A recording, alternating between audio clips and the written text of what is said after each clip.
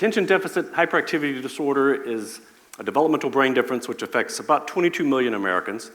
It's a difference associated with creativity and high levels of energy, and also with features of distractibility, difficulty prioritizing, difficulty determining what to pay attention to, what's most important now. And if you haven't been diagnosed with ADHD, it's likely that you know someone or love someone who has. I'm going to share with you today a model of support for yourself or others. It's a model based on a top-down and bottom-up understanding of the human nervous system. It's a model that emphasizes meeting people where they are now and encouraging others and challenging ourselves to move outside of our comfort zone, to change our brain. So top-down and bottom-up. When I was doing my graduate training, a bunch of us piled out of the car and into the all-you-can-eat buffet. And we were from different programs on campus, but one thing united us. We were broke students. And as we faced the glistening steam tray, we took all-you-can-eat as a challenge. We piled our plates, went back for seconds, and when we'd had our fill and were uncomfortable, it was time for dessert. On offer this particular day was a gooey mess that I took to be peach cobbler, so I filled my bowl and I tucked in. At the end of the table was Crystal. Now, most of us were from social work, counseling, and psychology programs, but Crystal was a graduate student in film studies or theater. She was different from us, and I noticed that she wasn't eating dessert. She was sitting with her arms folded with a beneficent expression on her face, and I said, "Crystal, why aren't you having dessert? It's included in the price." And Crystal said, "Oh, I just decided a couple of years ago to stop eating food that makes me feel bad." This stopped me in my tracks. She decided a couple of years ago to stop eating food that makes her feel bad. And I thought, even then, this is actually a useful way to organize one's whole life. I shouldn't be around people that make me feel bad. I shouldn't wear clothing that makes me feel bad. My sleep schedule, my career, my friends should feel good and supportive. I didn't stop eating this food that was making me feel bad, but I did consider Crystal's words for years. I decided not to eat food that makes me feel bad. Put a pin in that. We'll come back to that. Let's consider the human nervous system. From your thinking, choosing cortex, all the way down your spinal cord, 5 feet, 4 inches, you can direct your toes to wiggle. Do that with me now. Wiggle your toes. So it starts at the top, goes all the way down. If, when I said wiggle your toes, you did not, let's consider that oppositionality is also top down. Everybody who speaks this language and hears my voice was faced with an existential choice. When I said wiggle your toes, you had to wiggle your toes top down, or you had to oppose and defy me. You don't have to follow the instruction. You're deeply seated in the place of awareness, making top-down choices. Likewise, you're not at the mercy of the sensory environment. You and I can choose moment by moment what kind of sensory experience we'll have. Let's experiment with that autonomy. Of all the things we could pay attention to right now, I'll ask you to bring your full awareness to your right and left foot. Just bear accurate, compassionate witness to any difference between your right and left foot. Is one heavier than the other? What are you paying attention to right now? You could be tracking my voice, or you could be looking and nodding, but you're planning your workout or thinking about dinner. What are you paying attention to right now, this week, this quarter? What's been your focus? What you pay attention to expands.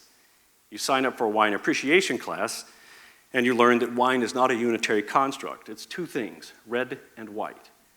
You take some additional classes and make even finer and finer distinctions, and you learn about varieties of grape and country of origin, and before long you're using words like terroir. But notice what's happening. Your knowledge about wine is expanding to the exclusion of everything else. You still don't know the difference between rugby and Australian rules football. So we pay attention to, we bring our attention to what we want to focus on. When you go to the ice cream shop in the summer and the kid says, "Can I help you?" Be careful. This is an existential choice. By saying yes to the raspberry, you have said to the chocolate, "I divorce thee, I divorce thee, I divorce thee." You'll experience more and more raspberry to the exclusion of everything else. You can do and be and have anything. but not everything. We don't have the bandwidth. The human brain uses more glucose than any other organ by weight, and until very recently, we didn't have nonstop access to food. Our ancestors were navigating a glucose-poor environment with this huge brain that was just slurping up this precious resource. So to manage this, your brain is wired to give preference to novelty, because that's where our ancestors found threat in food. So if I can't pay attention to everything, I'm going to give preference to novelty. Just a second. Was that something to eat? Was that something that's going to eat me? If you know somebody who's distractible, just remember, we're sitting here towards the top of the food chain because we're distractible. We're wired to give preference to novelty. You actually have to override that natural preference in order to rivet your attention onto some longer-term goal. I have no agenda about what my clients or friends are paying attention to. My agenda is that each of us is deeply seated in the place of awareness, making top-down choices about how I direct and steward my attentional resources. And that's enough to keep you busy for most of the rest of your lives. The nervous system is also organized bottom up. Right now, your feet, your hips, your ears are feeding your spinal cord right up into your brain. Nonstop bottom-up sensory information is brain food. You need it to feel alert. So over the course of the afternoon, you and I will engage in self-stimulating behaviors. You'll reposition in your seat, you'll thump your nose, you'll play with your earring. If you do it more than me, I'll say you're hyperactive, because hyperactive means more than me. But each of us is going to self-stim in order to stay alert. Now, if a bug crawls across your foot during the talk, you don't wait for the speaker to say, bring your full awareness to your right. You can literally not think about your feet for 2 hours, and then you get a bug on your foot, and you get this incoming sensory information. This is novel. This is important. Bottom up. This is happening at the same time. Nonstop bottom-up sensory information and ongoing top-down choices. Is this relevant? Is this safe? Is this important? Now, if you are someone or love someone with such a brain difference, it's helpful to remember that support can be top-down or bottom-up. Top-down support involves learning new skills, for example, executive functioning skills or metacognitive strategies. How do I run my brain? How can I get better at that? How do I initiate a non-preferred task? How do I notice when I'm off task and bring my attention back to task? How do I manage my energy as an introvert over a long social event I've decided to attend? How does a college student with ADHD shift quickly into monk mode, that hyper-focused state when you're firing on all cylinders? So top-down supports allow me to expand my self-regulation skills, rewiring my brain. We've been doing this since infancy. It doesn't stop when you turn 18 or 30 or 90, but increasingly, we make decisions about which skills we'll tackle and practice. Any of us, for example, could learn Mandarin. You could focus on showing up on time. You could shave a few seconds off your 5K. You could take up the accordion. You could do any of this, but not all of it. You select which you will take on for yourself. For individuals on the autism spectrum, masking is a cognitive skill. It's a choice to present and engage in a certain manner for a period of time, and it's exhausting. All of this is exhausting. The masking, the practicing the piano, the practicing your three-point shot. We can do any of this, but at what cost? Where does the energy come from? How do we find time on the calendar for all of this practice? When someone says, David, how can I get my partner with ADHD to? That's a top-down question. How can you and I conspire to create behavioral change in this person who's not even here right now? I might meet that question with questions. Questions like, well, when and where has it been easier for your partner to do this thing? What foods or sleep schedule or exercise have helped? What external organizational supports have helped? So when someone says, how can I get my ADHD partner to? It's kind of an aggressive inquiry. When I ask what's helped, what supports have helped, these are bottom-up questions. Bottom-up supports involve meeting people where they are now. For example, medications can make it easier to maintain concentration. Taking a good look at your sleep schedule, figuring out the right exercise and nutritional tweaks that keep you alert. Medication, working out, sleep.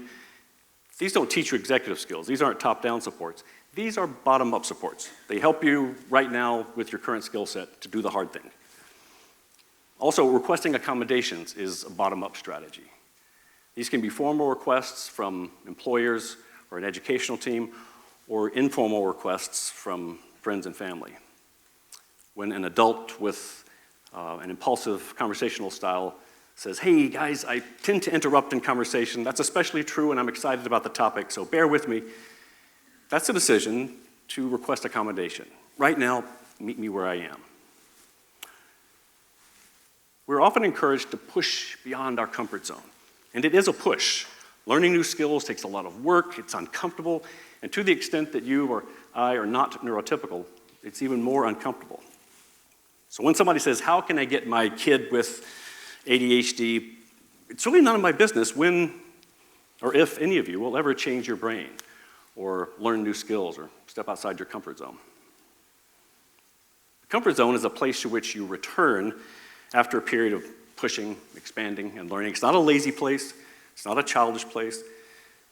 As I take on new self-regulation skills, my comfort zone gets bigger. I can tolerate more. I feel bigger and braver, and the comfort zone is where I return to heal, to decompress.